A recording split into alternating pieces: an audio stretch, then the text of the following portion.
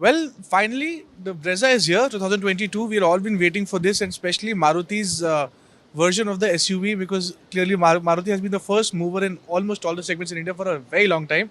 And I'm joined by Mr. Shashank Srivastava, Executive Director at Maruti Suzuki. Shashank, congratulations again. Thank you. Tell us about the Brezza. The old Brezza would be discontinued, of course. Tell us about this. What made you design this vehicle in a way that you attract more of an SUV look rather than a hatchback kind of a segment? So, tell us about the Brezza. Yeah, so Brezza, as you know, is been leading this segment. So this is a segment it operates in. It's called the entry SUV segment. It's now the largest segment in the market. About 22% of the market is this segment, and Brezza has been the number one player in this segment for a long time. In fact, ever since it was launched. At the time when it was launched in 2016, this was just 5% of the market. The volume being about 129,000, now it is 650,000. So it's a very important in terms of volumes, this segment. What we noticed was there was change in consumer preferences in terms of their buying criteria in this segment. We observed that at the time when the Brezza was launched, the old Brezza, at that time three factors were the main buying criteria: mileage, which is fuel efficiency, the brand reputation, and design. Very recently, we have seen that consumers, in fact, last 1.5 years or so, consumers have added a one-fourth factor, which is very important in their criteria for choosing brands, and that is technology and features. So, really, we have worked on the old Brezza, and we thought let's have a absolutely new Brezza with lots of technology and features. That has been the central sort of objective when we made this new Brezza. That is why it has got a host of technology features.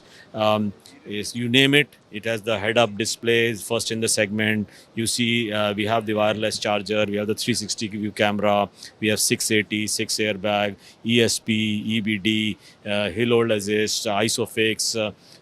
It's got a 1.5 liter the new engine, giving a mileage of as much as 20 plus kilometers per liter. So in all, I think it's a great package, especially for considering the consumers' wants today. Sir, my one critical question would be that about the pricing, sir. It started 7.99 lakh, which is a good entry level base price. Goes up till about 13.69, 13.99, 14 lakhs approximately. Sir, won't an individual get a better SUV?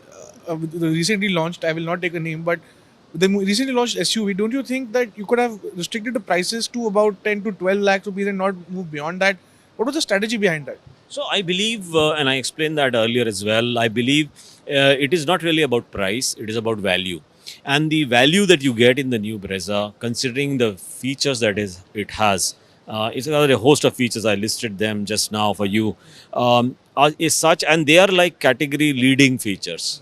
Like the HUD or the 360 camera is not available in this segment in any car. These are like class leading features. That the telescopic steering is not available in this thing.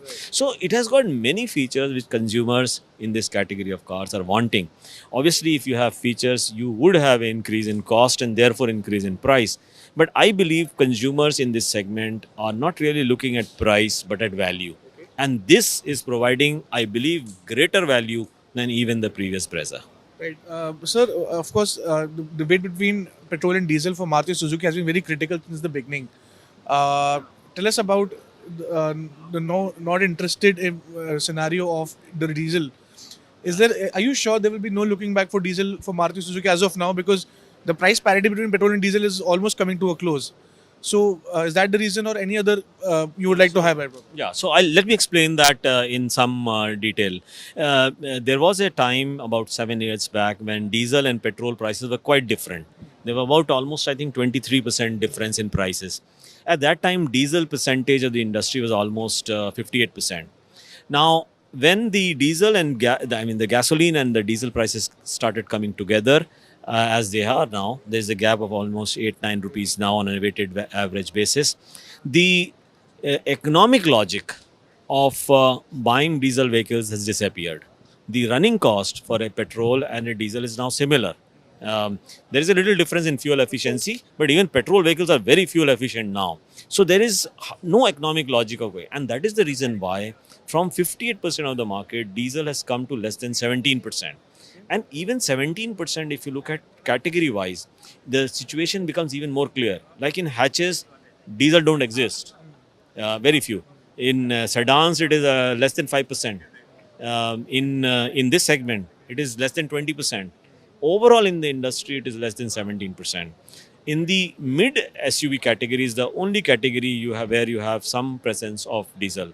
And the economic logic having disappeared, you must remember that the acquisition cost. So one is the running cost. There is no difference between petrol and diesel. And in the acquisition cost, the diesel price has gone up substantially over the petrol counterpart. So differences which used to be 100,000 rupees, they've gone up in some cases to 180,000 rupees also. So the cost of acquisition itself has gone up, and going forward, when you have the RD norms coming in next year, it is expected that diesel vehicles will be even more pricier. So I don't expect diesel percentage to go up from the levels of 17% to which it has fallen already. So currently there are no plans for Maruti to get up for diesel vehicles, sir? Yes, that's what we said, that we don't have a plans currently for diesel vehicles. Right. Shashank, sir, we'll speak further when the numbers come out in the coming days. Well, that was Mr. Shashank Srivastava talking about how the Maruti Brezza would be a game changer eventually, because the consumers are looking after a substantial rate of features in the vehicle and which they will be ready to pay out money for. If you like the video, do like, comment, share and subscribe.